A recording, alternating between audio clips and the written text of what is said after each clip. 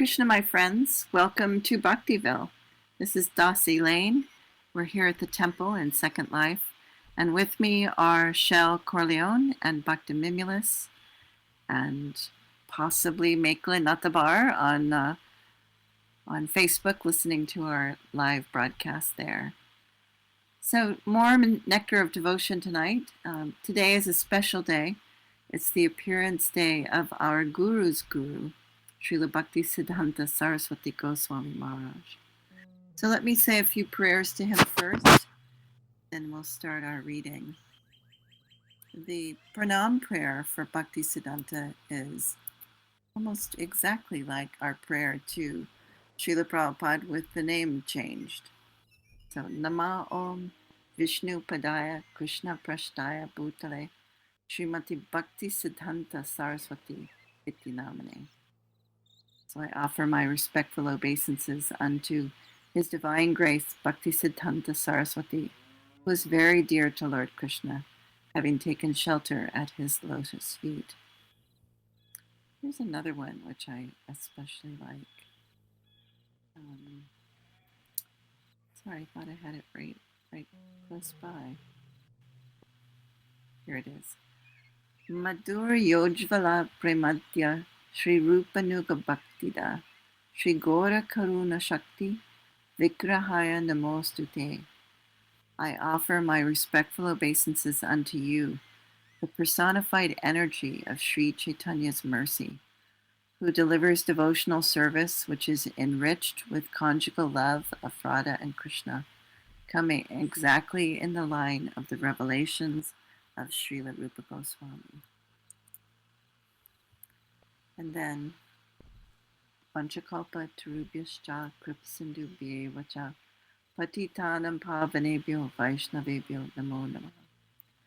I also offer my respectful obeisances unto the Vaishnava devotees of the Lord here and across the universe. They are just like desire trees and can fulfill the desires of everyone, and they are full of compassion for the fallen, conditioned soul.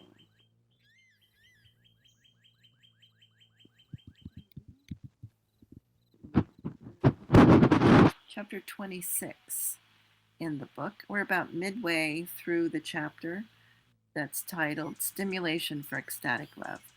So we're on page 219 of the book, or page 256 of the PDF. Now, for some reason, I didn't finish the section last time. I left a paragraph of the previous section, so we'll start there on page 256 of the PDF. A person is called mild when he cannot even bear the touch of the most soft thing. It is described that every part of Krishna's body was so soft that even at the touch of newly grown leaves, the color of the touched part of his skin would change. At this Kaishora age, Krishna's endeavors were always bent toward arranging the rasa dance, as well as toward killing the demons in the forest of Vrindavan. While Krishna was engaged in enjoyment with the boys and girls within the forest of Vrindavan, Kamsa used to send his associates to kill him. Krishna would show his prowess by killing them. The next section in this chapter is Krishna's apparel and garlands. Now, just a side note, for those of you who have deities, these are really important little details that you can use when you're dressing your deities. So just keep that in mind as you're listening. Generally, there are 4 kinds of garments on the body of Krishna: his shirt, turban, belt, and wearing garments. In Vrindavan, he used to put on reddish garments with a golden shirt on his body and an orange-colored turban on his head. The different kinds of belts, combined with his enchanting smile, used to always increase the transcendental bliss of his associates. This dress of Krishna is described as gorgeous. As a baby elephant is sometimes dressed in colorful clothing, so Krishna's gorgeousness was manifested by decoration with such colorful clothing on the different parts of his body. Akalpa refers to the texture of Krishna's hair, his nicely dressed body anointed with sandalwood pulp and decorated with flower garlands, his tilak and his chewing pan. Krishna was decorated constantly in this akalpa process. Krishna's hair was sometimes decorated with flowers placed in the middle of his head or else reaching down to his back. In this way, Krishna dressed his hair differently at different times. As for the ointment on his body, the pulp of sandalwood generally appeared to be white, and when it was mixed with saffron dye, it appeared to be yellow. Krishna used to put a Vaijayanti garland around his neck. This Vaijayanti garland is made of at least 5 different colored flowers. The length of such a garland was always touching Krishna's knees or feet. Besides this garland of flowers, there were other kinds of flower garlands too, sometimes decorating his head, sometimes hanging around his neck and chest. Artistic painting with sandalwood pulp and colored sandalwood were also to be found on the body of Krishna. One gopi addressed her friend and began to praise the bodily features of Krishna. She praised his blackish complexion, the reddish color of chewing pan, enhancing his beauty hundreds of times, the curling hair on his head, the kumkum red spots on his body, and the tilak on his forehead. There's a footnote here about kumkum. Kumkum is a sweetly flavored reddish powder which is thrown on the bodies of worshipable persons. So back to the text. His helmet, his earrings, his necklace, his 4 garments, the bangles on his head, the rings on his fingers, his ankle bells, and his flute. These are the different features of Krishna's ornaments. Krishna, the enemy of Aga, always looked beautiful, with his incomparable helmet, his earrings made of diamonds, his necklace of pearls, his bangles, embroidered garments, and the beautiful rings on his fingers. I just want to say, he not only has bangles on his wrist, he has bangles also on his upper arms. Another detail for dressing Krishna if you have the deities. Krishna is sometimes called Vanamali. Vana means forest, and Mali means gardener. So Vanamali refers to one who extensively uses flowers and garlands on different parts of his body. Krishna was dressed like this not only in Vrindavan, but also on the battlefield of Kurukshetra. Seeing such colorful dress and the garlands of different flowers, some great sages prayed, quote, Lord Krishna was going to the battlefield of Kurukshetra not to fight, but to grace all of the devotees with his presence, end quote. I need to close something here in chat. Keeps blinking at me. All right. Next section is about Krishna's flute. As far as his flute is concerned, it is said that the vibration of this wonderful instrument was able to break the meditation of the greatest sages, and Krishna was thus challenging Cupid by advertising his transcendental glories all over the world. There are 3 kinds of flutes used by Krishna. One is called Venu, one is called Murali, and the third is called Vamshi. Venu is very small, not more than 6 inches long, with 6 holes for whistling. Murali is about 18 inches long, with a hole at the end and 4 holes on the body of the flute. This kind of flute produces a very enchanting sound. The Vamshi flute is about 15 inches long, with 9 holes on its body. Krishna used to play on these 3 flutes occasionally when they were needed. Krishna has a longer Vamshi, which is called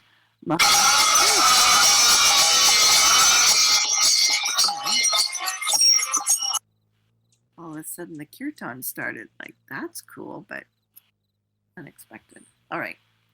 Krishna has a longer Vamshi, which is called Mahananda or Sanmohini. When it is still longer, it is called Akarshani. When it is even longer, it is called Anandini. Anandini flute is very pleasing to the cowherd boys and is technically called Vamsuli. These flutes were sometimes bedecked with jewels. Sometimes they were made of marble and sometimes of hollow bamboo. When the flute is made of jewels, it is called Sanmohini. When made of gold, it is called Akarshani. So there's a section of the 10th canto called the Venu Gita, and it's Krishna's playing the flute and the gopis are responding. So you can do a Google search for Venu Gita and read about Krishna's Venu Nada, the song that comes from the flute, and its effects on the people and moving and non-moving people of Vrindavan. So write that down, Venu Gita. You just do a Google search for it. It's not very long. All right, Krishna's buffalo horn. Krishna used a buffalo horn as a bugling instrument. This instrument was always highly polished and circled with gold bands, and on the middle there was a hole. Regarding these instruments, there is a metaphorical statement about a gopi named Taravali. It is said that Taravali became bitten by the most venomous snake of Krishna's flute. Then, in order to neutralize the poisonous effect, she drank the milk produced by the buffalo horn in the hand of Krishna. But instead of decreasing the poisonous effect, it increased it 1,000 times. The gopi was thus put into the most miserable, poisoned condition. Next section is the attraction of Krishna's leg bells. A certain gopi once stated to her friend, quote, "My dear friend, when I hear the sound of the leg bell of Sri Krishna, I immediately started to go out of the house to see him. But most regrettably, my superiors were present just before me at that time, and I could not go out." End quote. Next section is Krishna's conch shell. Krishna's conch shell is known as Panchajanya. This Panchajanya conch is also mentioned in the Bhagavad Gita. Krishna sounded it before the battle of Kurukshetra. It is said that when Lord Krishna blows on his transcendental conch shell, the wives of the demons become subject to abortions, and the wives of the demigods become blessed with all auspiciousness. In this way, the sound of Krishna's conch shell used to vibrate and circulate all over the world. So I think not abortion, but miscarriage, becomes subject to miscarriages. The next section, Krishna's footprints. It is stated in the Srimad Bhagavatam that when Akrura, who drove Krishna from Vrindavan to Mathura, saw the footprints of Krishna on the land of Vrindavan, his ecstatic love for Krishna increased so much that the hairs on his body stood up. His eyes became overflooded with tears, and in such ecstasy he jumped out of the chariot and fell down on the ground and began to chant, quote, "How wonderful this is! How wonderful this is!" End quote. Similar feelings were expressed by the gopis when they were going to the bank of the Yamuna and saw Krishna's footprints in the dust. When Krishna walked on the ground of Vrindavan, the marks of his soul, flag, thunderbolt, fish, a rod for controlling elephants, and lotus flower, would be imprinted upon the dust of the land. The gopis became overwhelmed simply at seeing those marks on the ground. Next section, Krishna's places of pastimes. One devotee has exclaimed, quote, "Oh, I have not as yet visited the wonderful places where the pastimes of the Lord were performed, but simply by hearing the name of Mathura, I have become overwhelmed with joy. End quote. Next section, Krishna's favorite plant, tulasi. Lord Krishna is very fond of tulasi leaves and buds. Because tulasi buds are usually offered up to the lotus feet of Krishna, a devotee once prayed to the tulasi buds to give him some information about the lotus feet of the Lord. The devotee expected that the tulasi buds would know something about the glories of Lord Shri Krishna's lotus feet. That makes perfect sense. Next section, Krishna's devotees. One may sometimes become overwhelmed with joy by seeing a devotee of the Lord. When Dhruva Maharaj saw two associates of Narayan approaching him, he immediately stood up out of sincere respect and devotion and remained before them with folded hands. But because of his ecstatic love, he could hardly offer them a proper reception. There is a statement by a gopi who addressed Subal, a friend of Krishna, quote, "My dear Subal, I know that Krishna is your friend, and you always enjoy smiling and joking with him. The other day, I saw you both standing together, and you were keeping your hand upon Krishna's shoulder, and both of you were joyfully smiling. When I saw the two of you standing like that in the distance, my eyes at once became overflooded with tears." End quote. Oh, sweet. Next section, special days for remembering Krishna. There are many statements about the festive days in connection with Krishna's different activities. One of these festive days is Janmashtami, the day of Krishna's birth. This Janmashtami day is the most opulent festival day for the devotees, and it is still observed with great pomp in every Hindu house in India. Sometimes, even the devotees of other religious groups take advantage of this auspicious day and enjoy the performance of the ceremony of Janmashtami. Ecstatic love for Krishna is also aroused on the days of Ekadashi, which are other festive days in connection with Krishna. All right, chapter 27, Symptoms of Ecstatic Love. The bodily symptoms which are manifested by a devotee in expressing ecstatic love for Krishna are called anubhava. Practical examples of anubhava are as follows: dancing, rolling on the ground, singing very loudly, stretching the body, crying loudly, yawning, breathing very heavily, neglecting the presence of others, drooling, laughing like a madman, wheeling the head, and belching. When there is an extraordinary excess of ecstatic love, with all of these bodily symptoms manifested, one feels relieved transcendentally. These symptoms are divided into two parts. One is called shita, and the other is called shepana. When there is yawning, it is called shita, and when there is dancing, it is called shepana. Dancing is the next section. While watching the rasa dance, performed by Lord Krishna and the gopis, Lord Shiva beheld the beautiful face of Krishna and immediately began to dance and beat upon his small dindima drum. While Lord Shiva was dancing in ecstasy, his eldest son, Ganesha, joined him. Rolling on the ground is the next section. In the third canto, first chapter, 31st verse of Srimad Bhagavatam, Vidura inquires from Uddhava, quote, "My dear friend, is Akrura in an auspicious condition? He is not only a learned scholar and sinless, but he is also a devotee of Lord Krishna.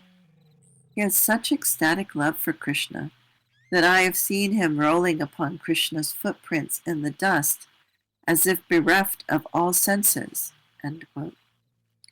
Similarly, one gopi gave a message to Krishna that Radharani, because of her separation from him and because of her enchantment with the flavor of his flower garlands, was rolling on the ground, thereby bruising her soft body. Singing loudly is the next section.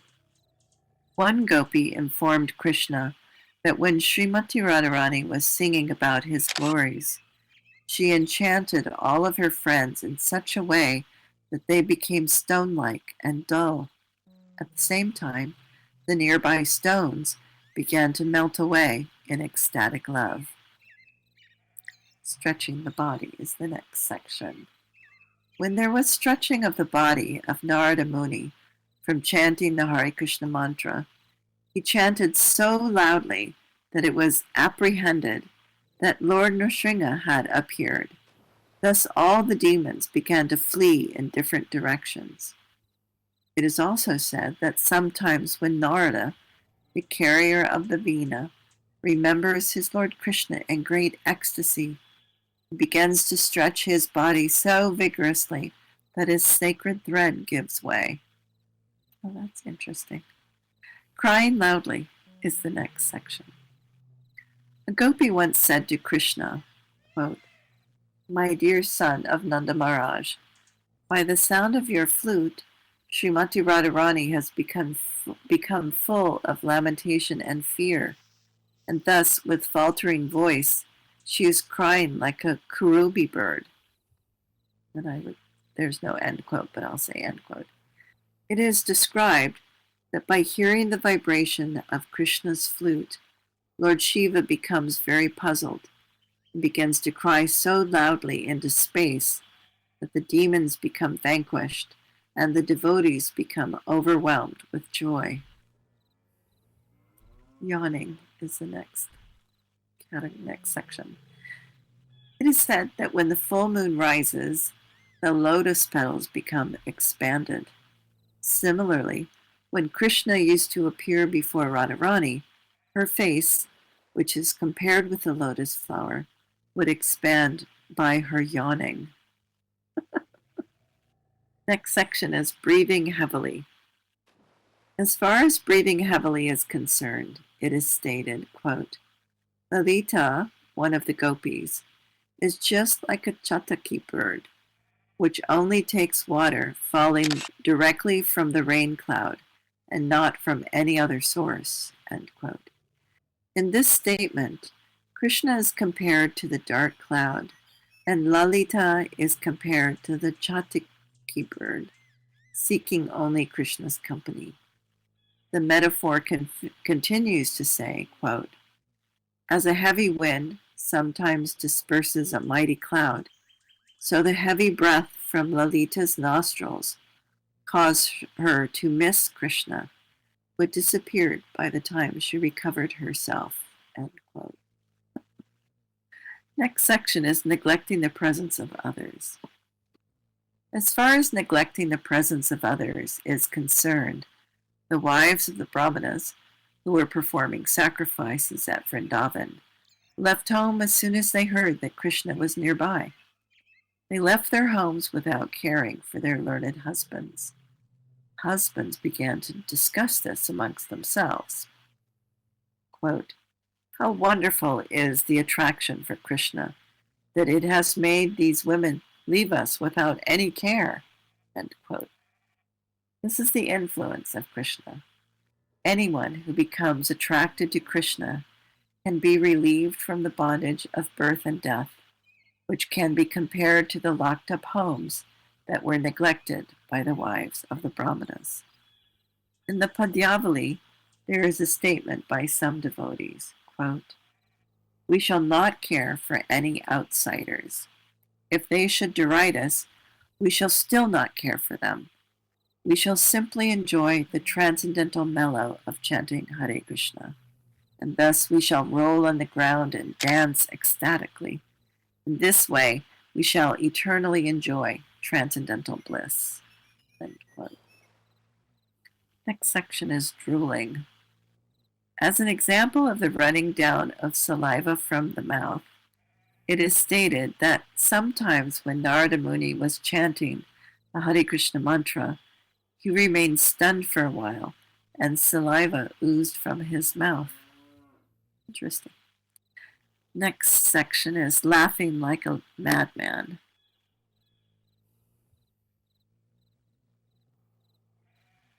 I broke something? Bhakti Mimulus is telling me that I broke something.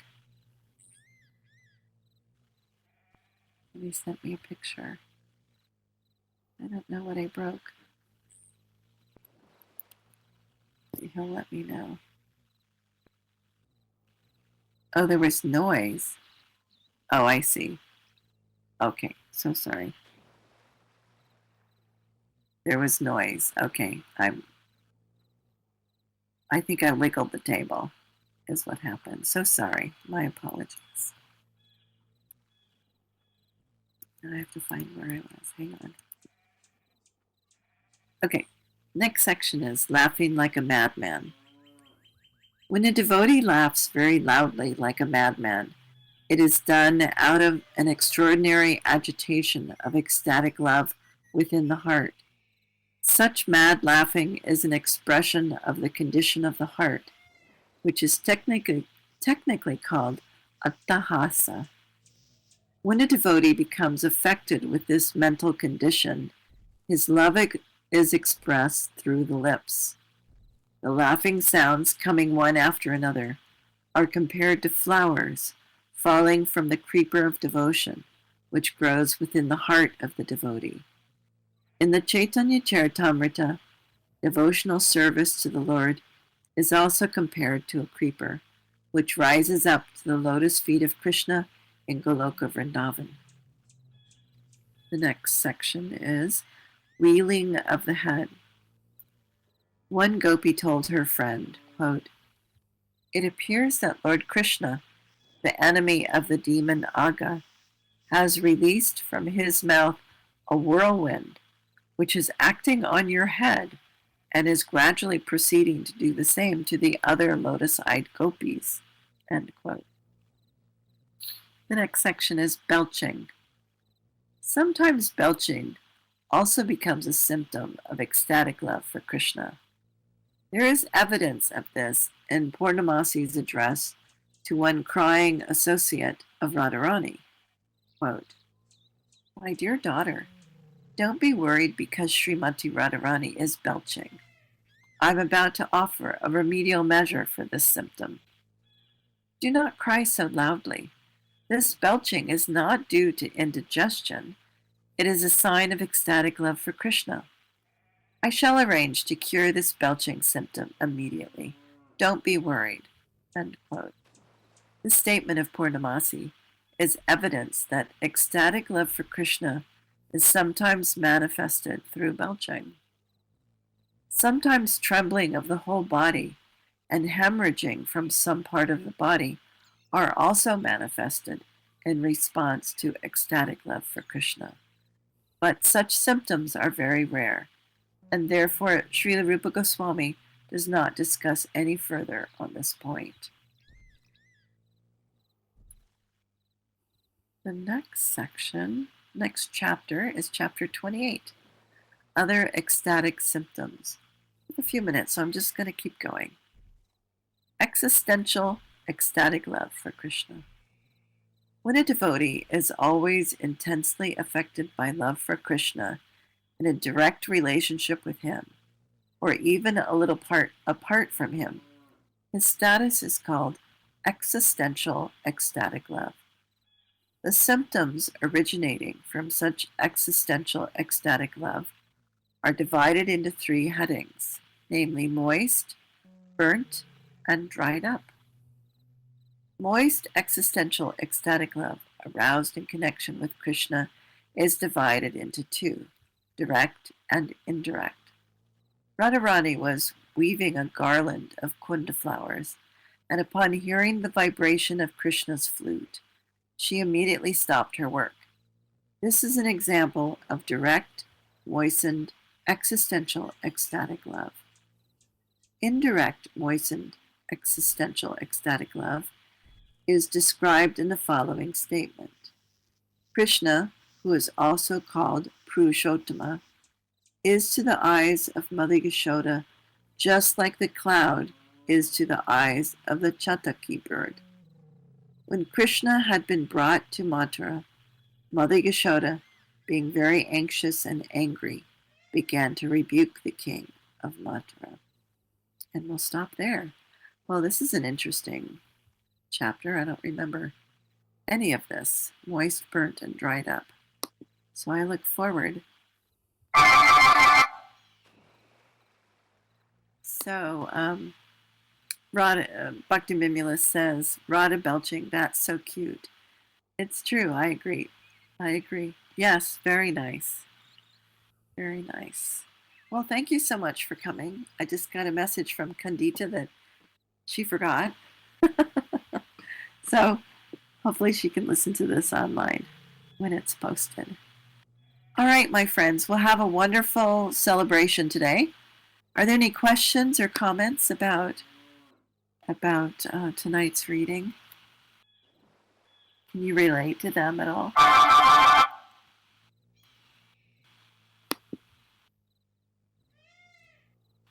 Nope. All right. Well, have a wonderful weekend. We are here at 10 o'clock on Sunday morning chanting Bhagavad Marichimala if you'd like to come. And then, of course, we have Bhagavad Gita on Tuesday at 7, Second Lifetime. All right. All glories to Srila Prabhupada and all glories to Bhakti Siddhanta Saraswati Goswami Maharaj. Without him, what would we do?